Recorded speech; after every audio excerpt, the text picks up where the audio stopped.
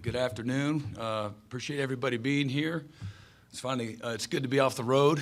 Finally, take a deep breath. We've covered a lot of miles here over the last 7 days in the recruiting trail, and we've got just really exciting about the 13 guys that we announced today that signed.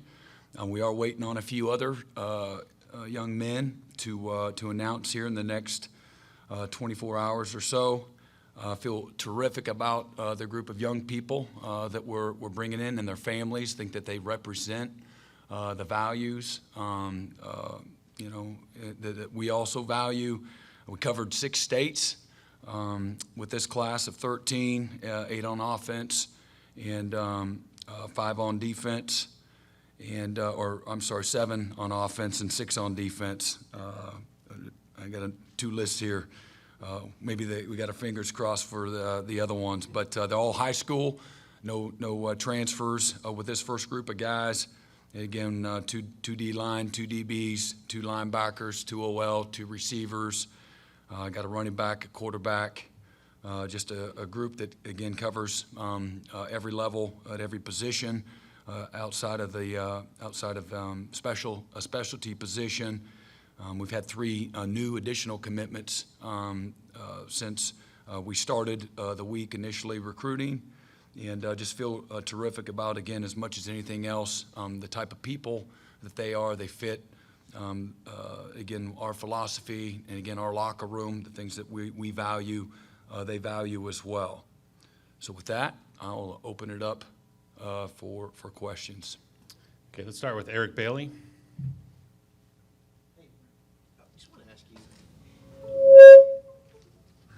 How important is it for you to create relationships with families during this process? And how tough was it being a 10-day stretch when you try to create those relationships to either keep a recruit on board or get a new one? Well, again, recruiting always has been and always will be about building relationships and trust, understanding of who each other are. What I think is a testament to keeping the vast majority of the class together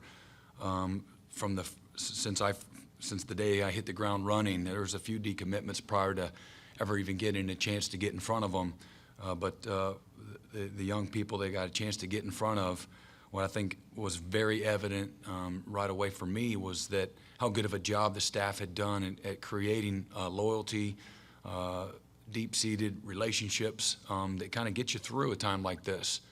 And I think that's was a testament to them and their efforts, the type of people that we recruited initially in the first place, and that gave us a chance. Their willingness to sit in front of me and to hear my vision of the program and how they fit in, whether or not it would be a great relationship moving forward. So it's not an easy process, as you can imagine. You get a lot of arms crossed when you walk in right away, and they've heard it all. They want you to be about it, and again, I just try to be as transparent, honest, upfront, and authentic on the front end. As I said before, there'll be no de-recruiting. The people that use that term de-recruiting just really means that you're not being genuine and honest, upfront in the recruiting process. So we've got a tremendous product to sell. It's exciting for me. It's easy. I am passionate about Oklahoma football, the tradition, the excellence. I understand deeply what that looks like, and so I think that comes across in the living room, in front of these prospects and their families. Okay, let's go to Ryan Aber on the left.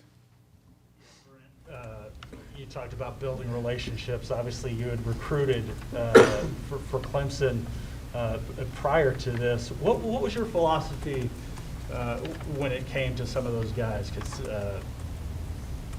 after you left, we saw some kids decommit from Clemson. Did you pursue any of those guys or talk to them, or did you have something set where you weren't going to pursue those guys that you'd recruited at Clemson? Well, after I'd initially been contacted, I did hit the road recruiting with every intention of being the defensive coordinator at Clemson, but trying to be upfront and honest, in regards to my interest and, some of the communication that had taken place. I think that's just the way you do things. Just try to be upfront and honest. To me, Clemson's an easy sell. That's what I tried to do. There's so many reasons. We don't have time in this press conference to talk about what makes that place so great. Taking me out of the equation is what I'm talking about and what makes it so great. And so that was easy for me.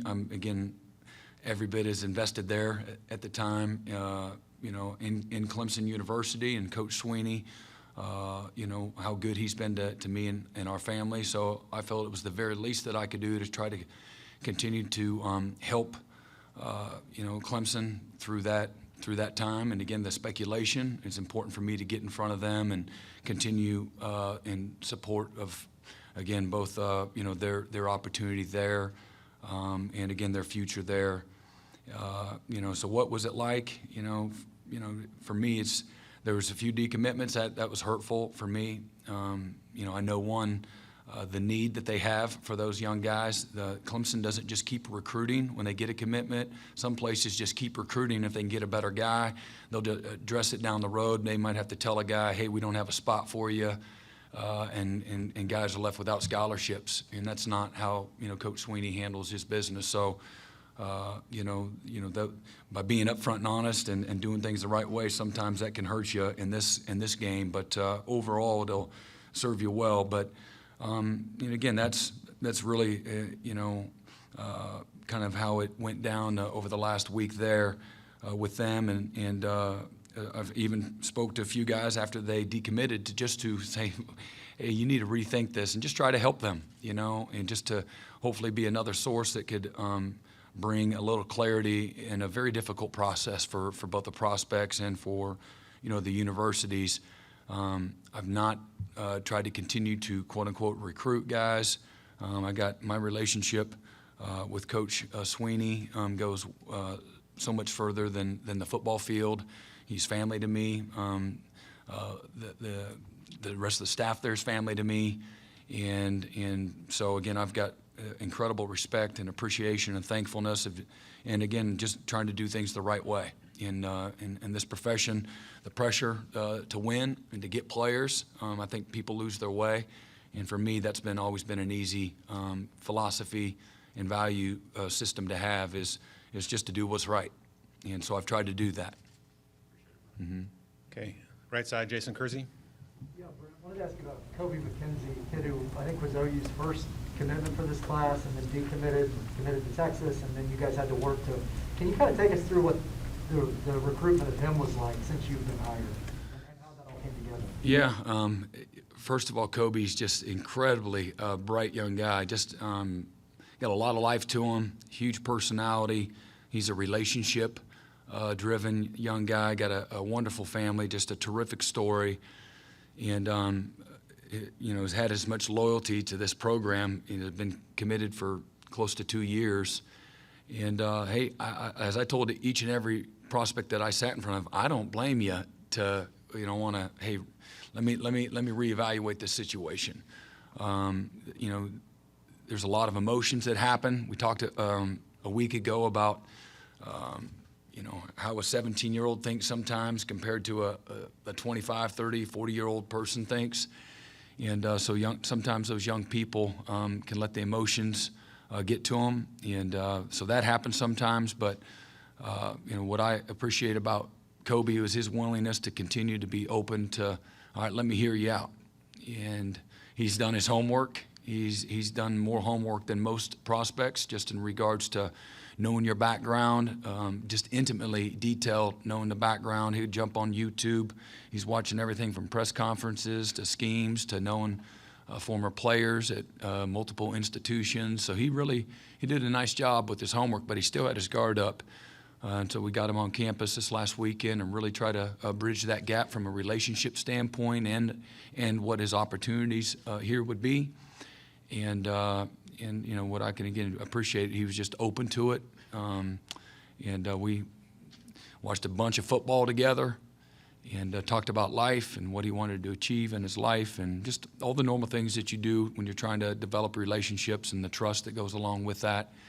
And I say more than anything else, Coach Stoops and Coach Gundy and the rest of the staff and our players, current players here at Oklahoma, were the driving force behind ultimately him, to me, making the decision that this is where he wanted to spend his collegiate career.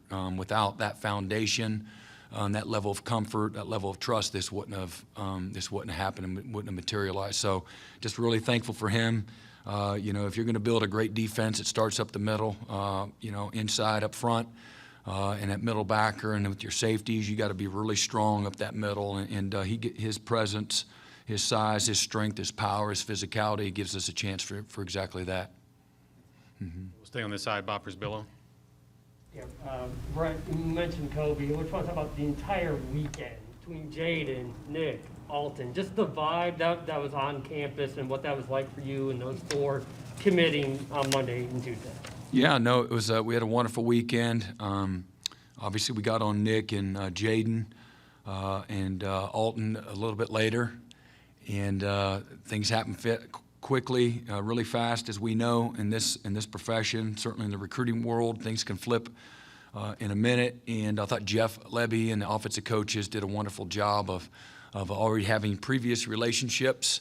There was a level of comfort and trust through those relationships with Jaden and Nick both, and the familiarity and closeness of the University of Oklahoma to where Flower Mound is located also boded well for us. But there's a deep friendship between Jaden and Nick they were able to really kind of help each other through that process. But their families are just amazing. Miss Kimberly, Monica, Derek, Nick's dad, they were just awesome. Jaden's father, we FaceTimed him in and were able to connect that way. They had I think their family was split up. His little sister had a basketball game, so Jaden's father wasn't able to make it. But luckily for us, they're looking for the right things. Again, family, connectivity, genuine, deep relationships. They're looking for a place that certainly has had a great level of success, consistency. Everything that we do here from an educational standpoint to support our players. They're just really value the same things that we do, and so I think they immediately saw that. And again, I thought our staff did an amazing job. Our recruiting staff and all of our coaches that were here at just being who we are and it really being an easy fit for both sides. AT was somebody that we had known previously, had not really weren't in the middle of recruiting him. But we had a relationship, have recruited Deerfield Beach and their school for a very, very long time. Coach Glenn just does an amazing job. He's about the right stuff. His kids that come out of there are going to be college ready from a mental standpoint, a toughness standpoint, a work ethic standpoint, an accountability standpoint. And his mother is just she's just amazing. The things that she's had to overcome, them as a family, lost his father and a grandparent recently, and things that they've had to go through. Great story, but just a tremendous young man of simplicity, but physical toughness on the field, and about all the right things from a work ethic and academic standpoint. So those are three good ones that we just started a relationship with with Oklahoma, and so again, fortunately, they were looking for the right things and things aligned for all of us. Okay, second row, Jesse Crittenden.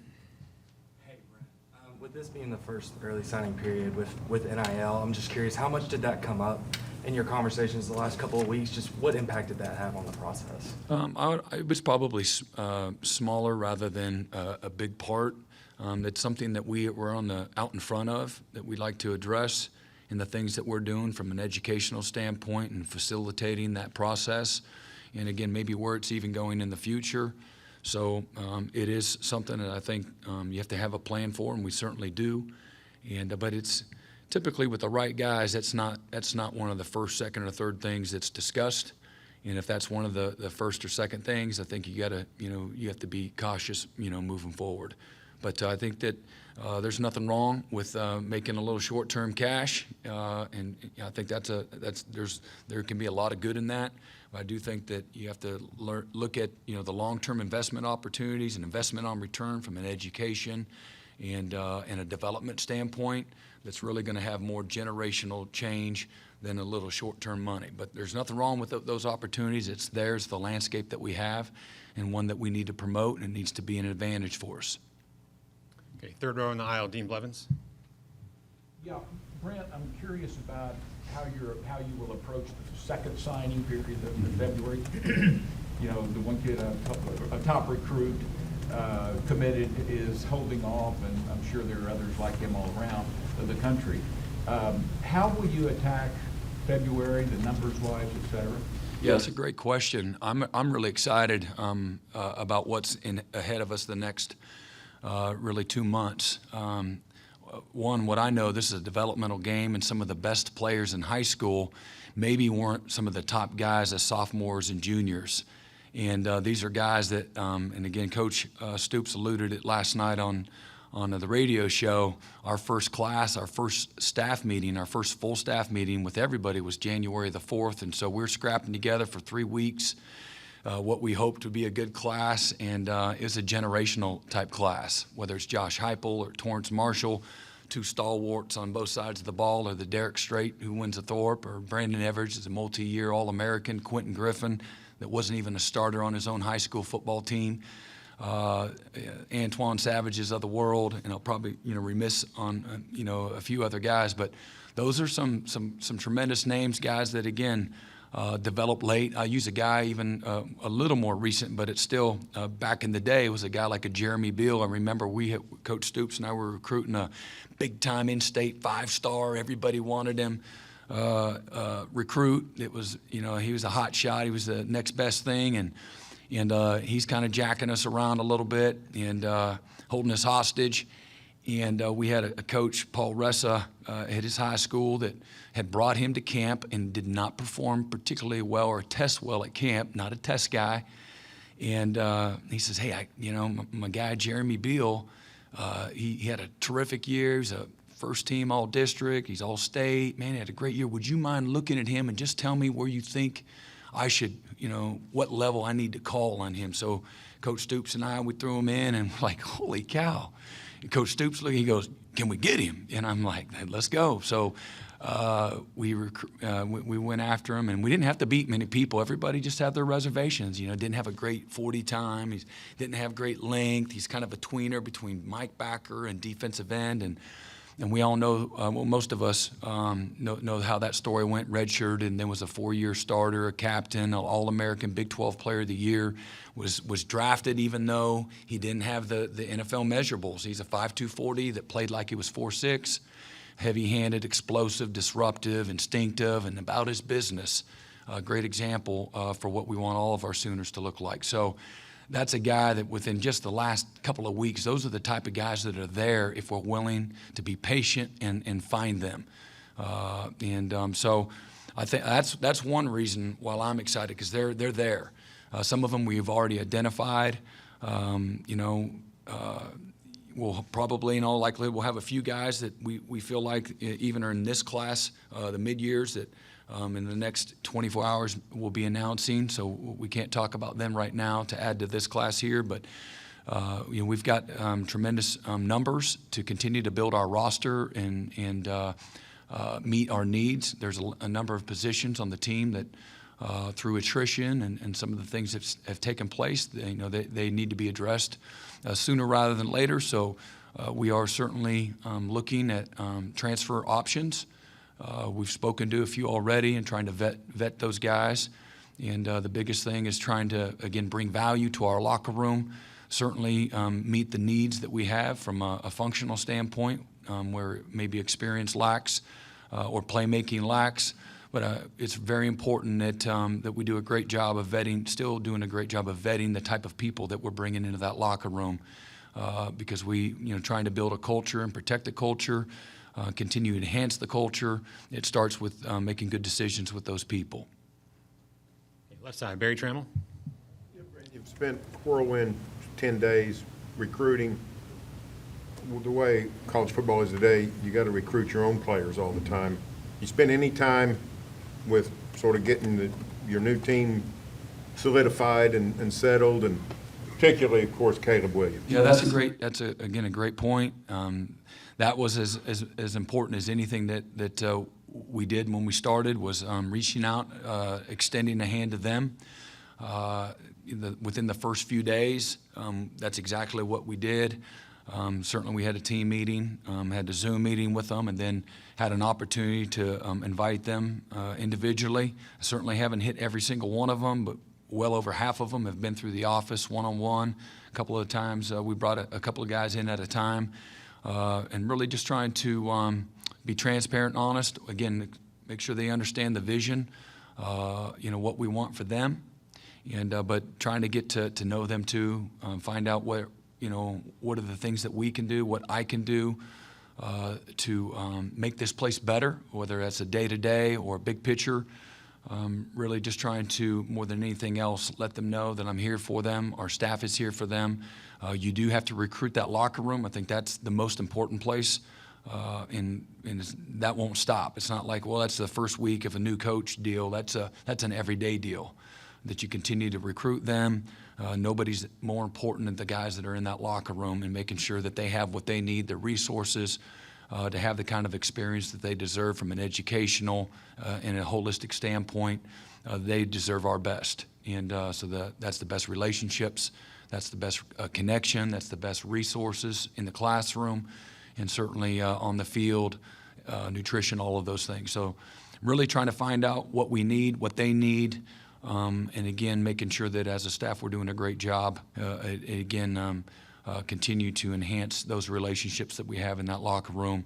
And Caleb's been great. Had multiple conversations with him. Looked fantastic. I had as much fun as anything that I've done in a long time. Maybe that last shutout we had against South Carolina, we got after them pretty good against a rival. That's always good. I probably had more fun watching these guys practice and compete. Just have some joy, have some normalcy, do what they love to do. Have them opportunity to take a step forward as they continue to, again, get ready for Oregon in our bowl game. He was really, really good. He was really sharp, but we looked great. That was a lot of fun. But Caleb's been great, and he's had an opportunity to get around our offensive staff quite a bit here as well, and in front of Coach Levy, and as they move forward. James Hale? Brent, it seems like, the NIL is being misused in some things in a disadvantaged way, with some schools, talking about you're going to make X amount of dollars if you come to the school and things like that. I know that's not Oklahoma's way, but some of your rivals have done that, and you lost a couple of recruiting battles because of it. Your thoughts on the NIL and how it should be used during, especially the signing day and through the recruiting process, and what do you think about some of the things that's happened over the last couple of days? I'll be honest. I believe that you need to use it to your advantage in every way that you possibly can within the rules. But that shouldn't be the focus, again, of your program. And we want to attract players and families that are looking for all of it. And again, the holistic piece. In my experience, and Coach Stoops would be the first to tell you too, when the focus is all on just ball and now just the short-term money, and again, everybody has their different situations. Families have their different situations, institutions do, but if that's where all the focus is, then maybe those values don't align. We want to be able to provide, in an advantageous way, opportunities for our guys to enhance all those opportunities, all within the rules. And so I think we got to do a good job of knowing what are those, because I think there's some creativity that you see it's going across college football. And so my hope is that we all continue to stay in the front of it from an educational standpoint, the do's and the don'ts, and continue to learn more and more about it. And I think the NCAA is learning more and more about it too, to be quite honest. I think a year from now we're going to be in a much different place. Don't know which way that's going to go, but I'm all for players that have the opportunity. They have the brand, if you will. They have the stage. They have those opportunities to, again, create maybe a short-term better quality of life for both them or their families. I don't see anything wrong with that, but at the end of the day, I don't think, if that's the decision maker, if that's what, breaks the camel's back, so to speak, it is what it is. There's plenty of great players that stand for the things that we value the most: education, holistic development, opportunity to be successful, being in a winning locker room, in a winning environment, to be challenged in every part of their life. If that's all their focus is, more power to them. I just think there's so many good ones out there that, that might be part of their equation, but that's not one of their top couple of priorities. Come back to this side, John Hoover. Brent, a little more about Nick Evers. The way Lincoln had recruited it was playing out every other year, odd-numbered years. He was getting a really high-profile quarterback. It seemed like there was less emphasis on the 22 class at that position. Can you kind of describe I don't know if it's chaotic nature of you and Jeff Levy putting your heads together trying to find that 2022 quarterback? Can you kind of describe that layout, what all happened there? Yeah, I obviously leaned on him from, all right, who is the guy and why is he the guy, was important to me, and making sure that we find the right kind of guy that, again, had maybe some maturity to him, had a really good support system that's going to help him navigate, his journey, have some level-headedness, knowing that what you are as a freshman is going to look a lot different than what you're going to look like in 3 or 4 years. Just like when he was a freshman in high school and he's 13 or 14 years old, it looked a lot different than he was when he left at 18. There's a natural maturation that's going to take place, whether it be knowledge, maturity, decision-making, physicality, skill. All those things are developed. And so finding the right guy that fit there too, not just a talented player that could come in and help us be a quality player at that position. I think looking for the totality, being the total package, and man, did he find one. They're amazing people. The more that y'all able to be around them and their family, the more you're gonna see, what we're talking about. Obviously, I really don't know how we got to that point. I do know whether it's Chandler Morse was here, and him leaving kind of helped create a void as well.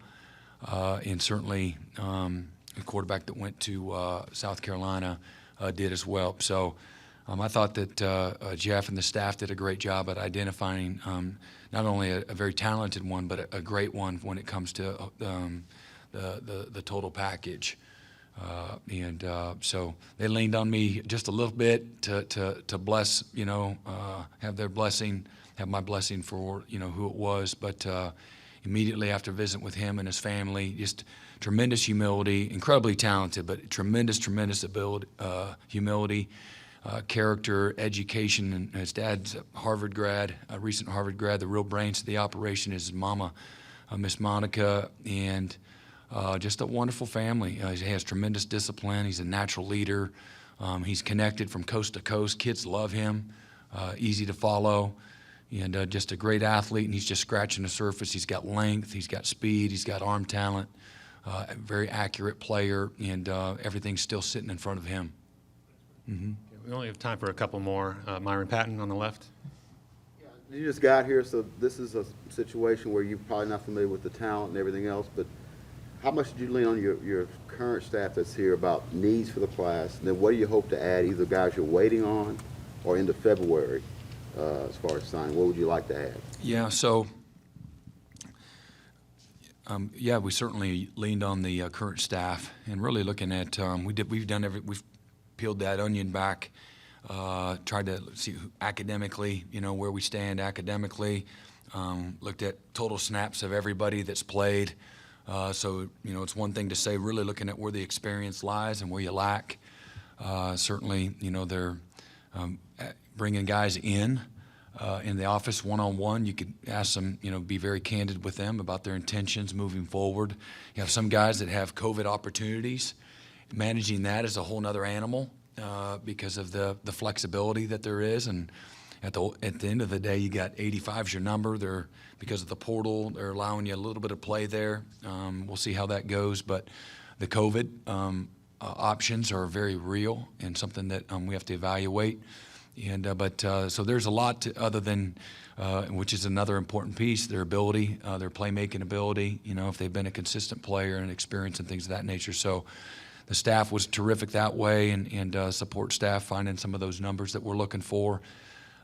Looking at options, whether we take a high school guy, what's available, or if there's some potential portal guys. So we've scaled it all back. Lines of scrimmage are always incredibly important. We build our program and meeting those needs, and then there's a few positions that you're still looking to add to, whether that's in the back end, the back seven. There's some opportunities there. Maybe another couple of guys up front, maybe outside as opposed to inside, or maybe a little bit of both. Still looking at offensive line, tight end, potentially finding the right one there, and maybe a skill guy or two. So I just covered about every position. We'll all comers. We're looking for football players and guys that bring value. And as we sort this out anymore, you used to say, well, okay, let's recruit to a number, and you still have to do that, but you have to be mindful of the fluidity with the way the rules are. Somebody can pick up, you thought you had them yesterday, and you turn around and they're gone. And so that is what it is, and so everybody's in the same boat. I like that the rules are the same for everybody, and the issues are real for everybody. I think our problems pale in comparison to most places.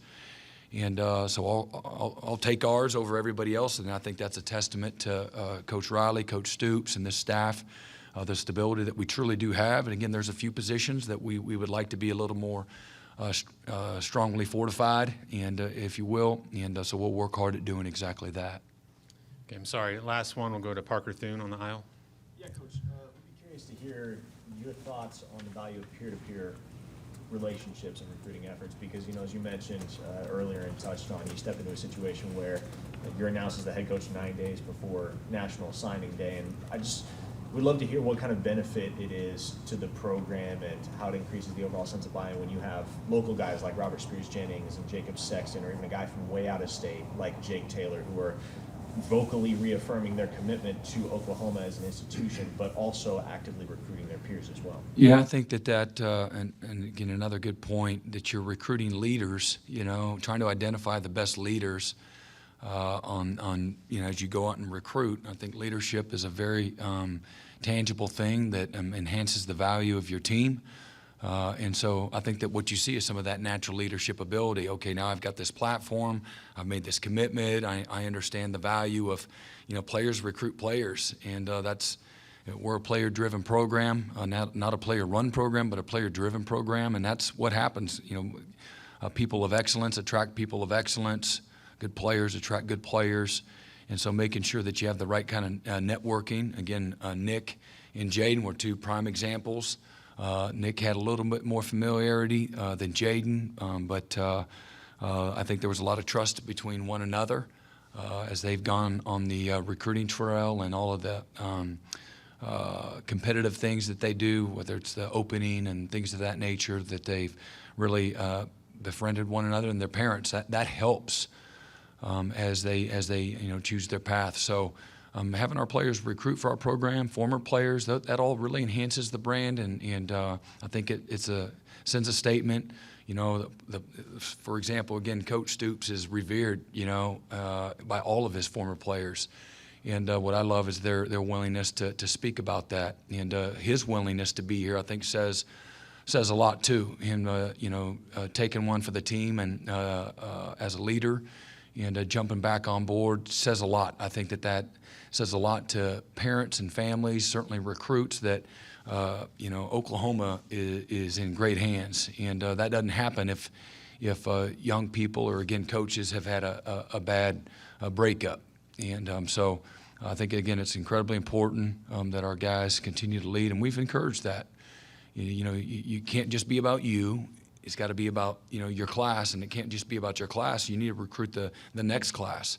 You're going to have a championship culture and a chance to make a run. Man, you got to do it with back-to-back classes. And every year, you guys got to do a great job of helping us stay out of harm's way. like, nah, this guy, I've been around him. We need to maybe move on from him. And that literally happens, and it's happened virtually every year I've been a coach. Okay, at this time, we'll excuse Coach Venables so we can get to his next event. Thank you very much, Coach. Appreciate it. Coach, would you like to offer a quick remark before we take questions? Yeah, I guess real quick. Again, I guess you guys all, every time you see Brent in front of you, you realize why I'm and everybody's so excited about what Brent brings, all the enthusiasm, the energy, the toughness.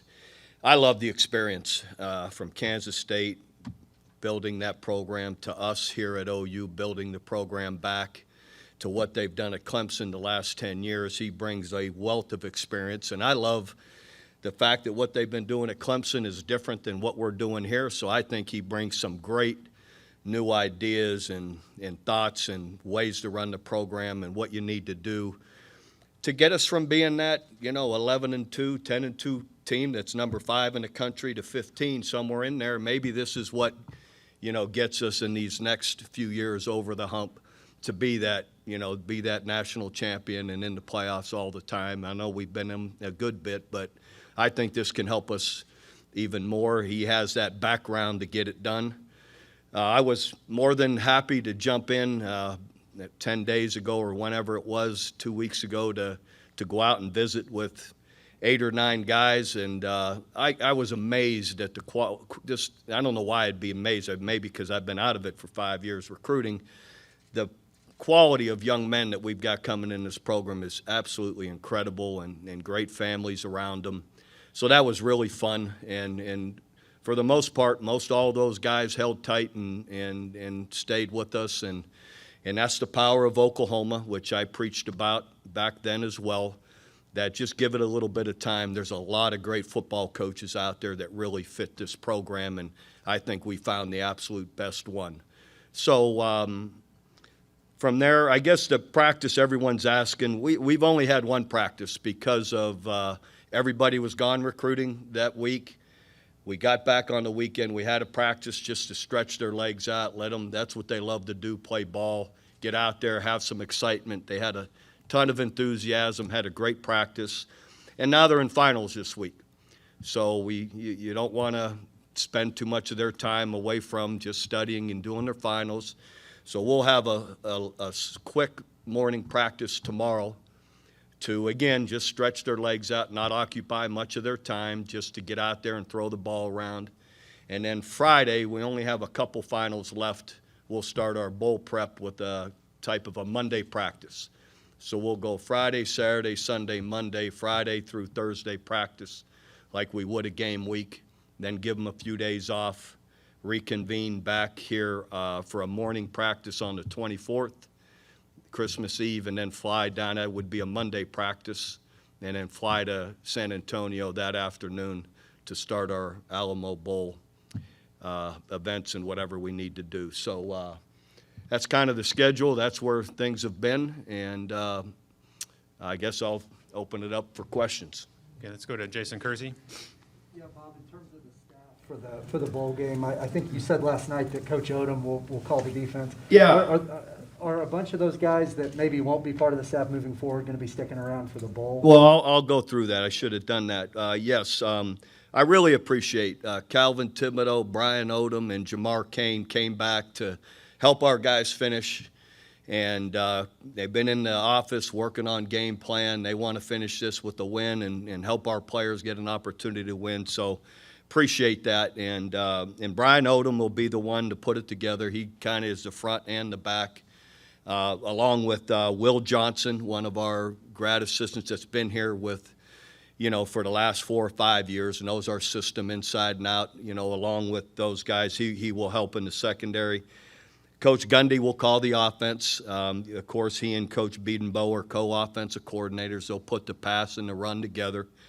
Joe John Finley's in his same position. Coach Biedenbow is. DeMarco Murray is. Connor McQueen, one of our young assistants that was off the field, will help in the offensive room. And Ty Darlington will coach the quarterbacks. He's been in Coach Riley's room every day for the last 2 years. So, he understands how that all goes. Ryan Doherty, who's been one of our graduate assistants, will be elevated to special team coordinator with, help from like Joe John Finley has always done our punt return. So he'll have the assistance of everyone like we always have. Austin Woods will step up with the defensive side of the ball as well. He's worked with our defensive line, for the last couple of years. Does a great job. And then Parker Henry will help on defense, safety and nickel. Clayton Woods on offense. These are grad assistants, and they also will jump in certain roles. Okay, let's go to John Shin on the far right. Bob, some of the things have kind of changed in the last 5 years. I don't know how big opt-outs were, in 2016. There's about 4 of them so far. Is everybody else committed to playing in this game? So far, that's the way it's been, yes. That our guys have been at practice. They've been at lifting and running, other than the few you know about. And so hopefully it remains that way. There's value in finishing, not only for the program, for your teammates, for yourself. I understand maybe if you're not in the top tier bowl game and you're a top 5, 10, 15 pick, I can somewhat see that. A lot of these guys aren't. And the bottom line is you can improve your draft stock. This is going to be the deepest draft there's ever been because of COVID and all. So that being said, you got any opportunity to improve, and show on tape the quality of play and the quality of player you are, I think it helps you. And it also tells something to the people drafting you how much you value playing and winning. And when you don't, if you think it doesn't matter to them, it does. Let's go left side, Barry Trammell. Yeah, Bob, when all this first happened, one of the big consternations among people was what's going to happen with Caleb Williams.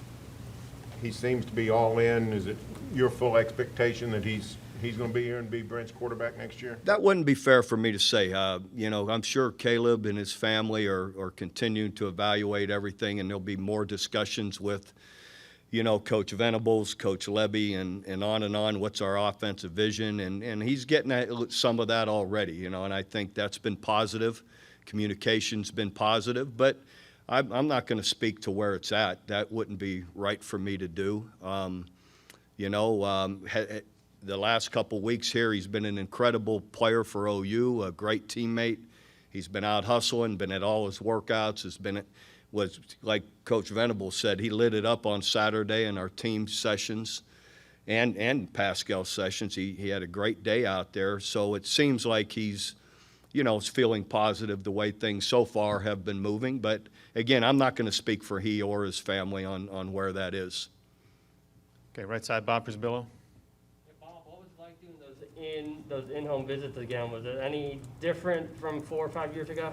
No, it's easy, in my opinion, as kind of like Coach Venables is. We got a great product to sell. I love meeting people, getting to know people, getting to know these young players. What's neat for me is now so many of them are coming, I'll have a closer relationship with them, having already been in their homes. It was great. I mean, I've just, so many of just quick to smile and laugh, and parents were fantastic. So I went into it thinking, geez, these guys were still in grade school when I left, so they're not even going to know who I am. And I found out that wasn't the case. So fortunately, yeah. James Hale.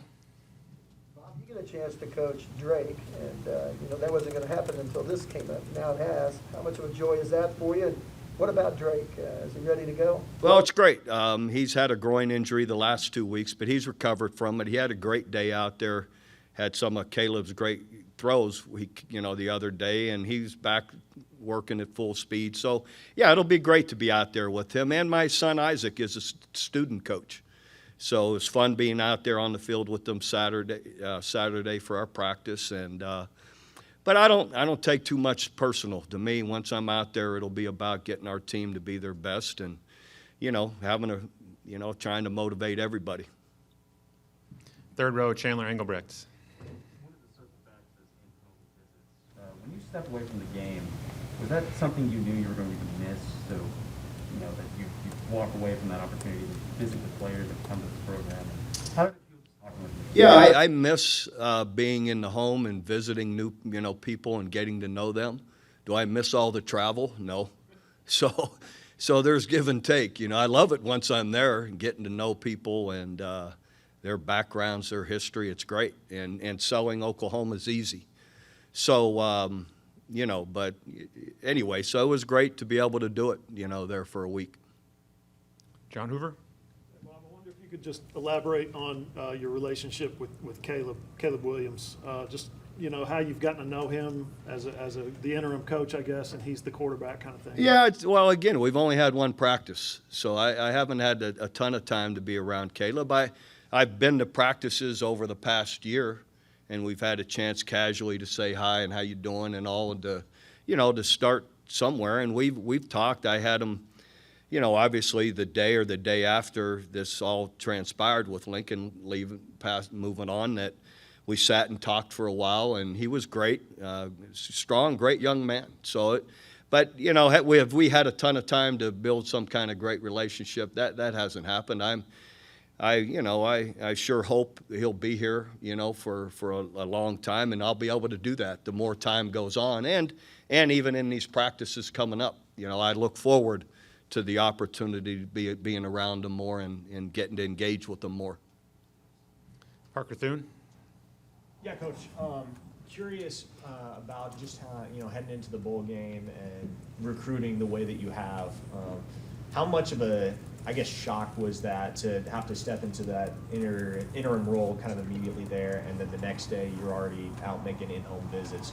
How much preparation went into that? And yeah, about an hour. I had about 45 minutes to get from the golf course to the stadium for a team meeting, so that's okay. You don't forget, what matters to players, what matters to parents, recruiting, what matters, what are the bullet point incredible pluses about being at Oklahoma. There's so many.